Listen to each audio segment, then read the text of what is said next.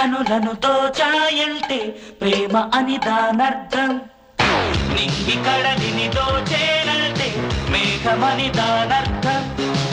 తుమ్మెద పువ్వుని దోచిందంటే ప్రాయమని దానర్థం. ప్రాయమే నన్ను దోచిందంటే పండగేనని అర్థం. అర్థం కనులను దోచాయంటే ప్రేమ అని దానర్థం.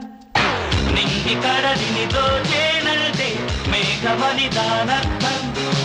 తుమ్మెద పువ్వుని దోచిందంటే ప్రాయమని దానర్థం. ప్రాయమే నన్ను దోచిందంటే పండగ